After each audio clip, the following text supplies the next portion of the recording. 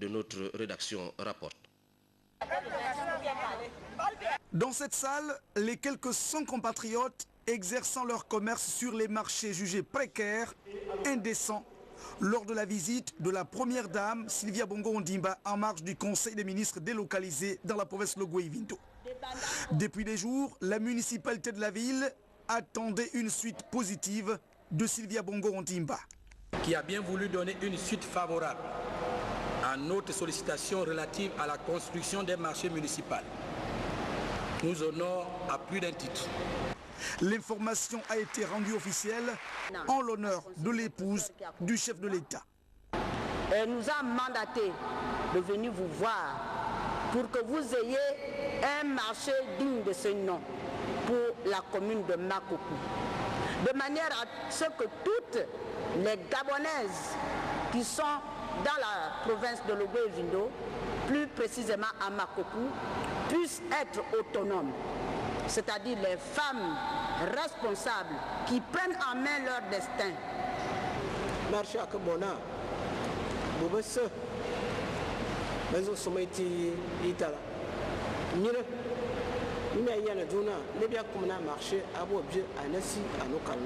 Le marché concerne tous ceux qui se reconnaissent comme étant des commerçants, qu'ils soient camerounais, équato-guinéens, tchadiens, maliens, de toutes les nationalités.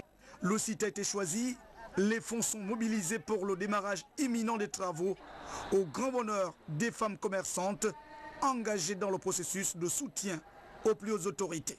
Nous, femmes commerçantes de la commune de Makoko, soutenons l'action de la première dame, Sylvia Bongo Ondimba, dans le projet Akassi.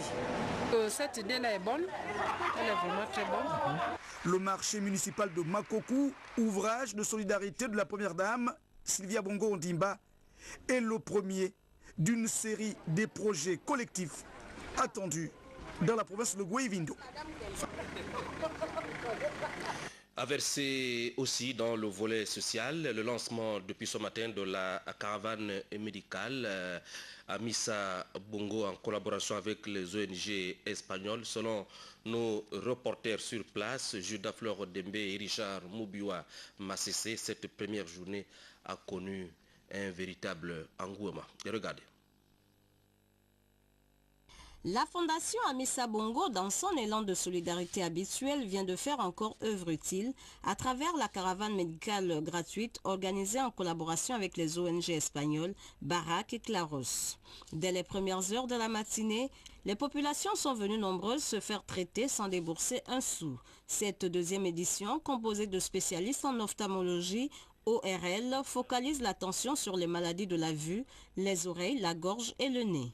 Nous voulons apporter un petit souffle aux populations et surtout, je pense qu'à l'heure actuelle, on est dans le, comme le préconise le président de la République, on est dans le triptyque paix, développement, partage et la Fondation veut partager. La Fondation veut partager, ces soins sont dispensés à toutes les couches nécessiteuses et ces soins sont gratuits. Comme l'année précédente, médecins et infirmiers réalisent des interventions chirurgicales sur les cas jugés graves. Pour l'heure, avec les Espagnols, vous savez qu'ils font des interventions chirurgicales. On ne va pas aller intervenir en plein bord de mer, comme on a des fois l'habitude de le faire. Il y a besoin quand même d'un minimum de structure, un minimum de sécurité pour pouvoir faire une intervention et opérer un goitre. D'après ce que disent les médecins, ça risque de saigner, ça risque de scie. Donc il faut être à côté d'un bloc, il faut être là où il y a de l'oxygène, il faut être là où il faut. Mais vous vous souviendrez quand même que lorsque ce n'est pas aussi, j'allais dire, délicat, nous nous sommes exportés. Nous avons fait des caravanes sur tous les arrondissements de Libreville, dans tout le Gabon, ça nous l'avons fait aussi. Cette caravane médicale s'achève samedi prochain. Faustin Boukoubi était ce matin face à la presse au siège national du PDG.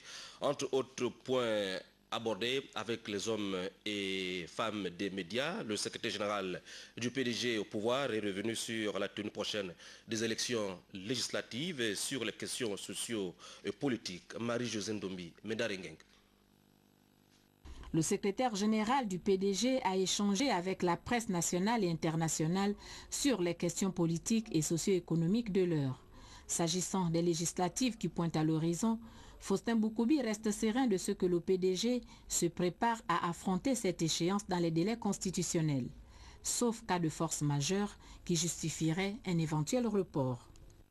Ainsi, conformément aux dispositions constitutionnelles en vigueur, les élections des députés doivent avoir lieu entre le 25 juillet et le 24 décembre 2011.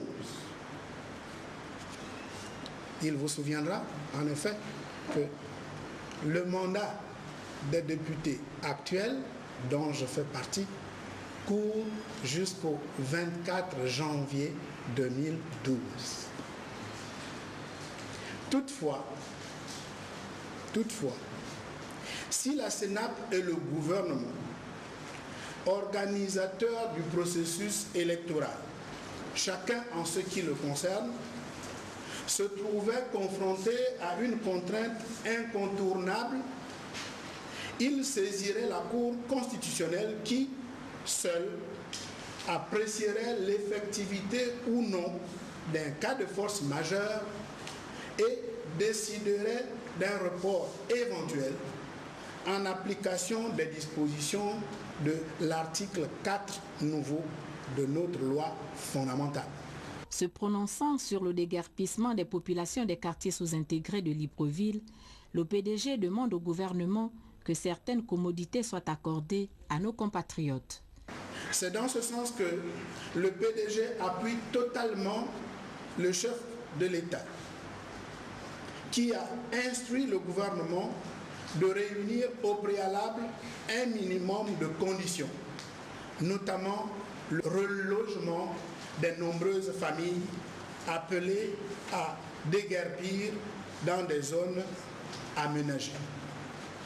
Pour le Parti démocratique gabonais, il s'agit d'une priorité, mieux d'un impératif catégorique. Au gouvernement, donc, de remplir sa part d'ouvrage. Toutefois, Faustin Boukoubi invite les partis politiques et les ONG à éduquer et sensibiliser les populations sur le bien fondé du président de la République de faire de notre capitale une ville à visage humain. Autre point abordé entre Faustin Boukoubi et la presse nationale, la CAN et la création récente par le chef de l'État de l'Agence nationale des bourses et stages. Parmi les questions qui ont suscité la réaction du Parti démocratique gabonais, l'on notera la dissolution de la Direction générale des bourses et stages en faveur de la création d'une agence. En effet, il est apparu certains dysfonctionnements des services de l'ancienne Direction générale qui ne permettaient plus de garantir la transparence et l'efficacité de l'important effort financier consenti par l'État gabonais en vue de la prise en charge du plus grand nombre, car il y va de l'avenir de la jeunesse gabonaise. Sur l'organisation conjointe de la CAN 2012 entre le Gabon et la Guinée équatoriale, le PDG note avec satisfaction l'évolution des chantiers. Le Parti démocratique gabonais a constaté une évolution positive dans la réalisation des chantiers ouverts à cet effet.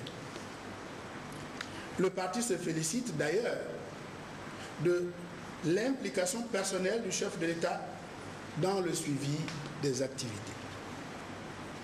Cela confère une certaine légitimité à sa volonté déterminante à tenir la promesse d'offrir à la jeunesse gabonaise une belle fête. Occasion également de rencontres, de rapprochement et d'affermissement des liens entre les peuples ainsi que de consolidation de notre unité nationale. secrétaire général du PDG a recommandé au gouvernement de suivre l'évolution des programmes d'investissement pour que les retombées profitent au plus grand nombre. Quant à l'Union des jeunes du Parti démocratique gabonais, elle sillonne depuis quelques semaines l'ensemble du territoire national, une tournée guidée placée sous la présidence de son délégué national. Voici les étapes d'Oyem et Makoko avec nos envoyés spéciaux Templar et Banabesolo, Joseph Biogui. Peut-être le redécollage de l'IJPDG après plusieurs années d'activité au ralenti, cette mission d'envergure du Bureau national à travers les 9 provinces du Gabon inaugure ce nouvel élan. Première étape, le Woletem à Oyem.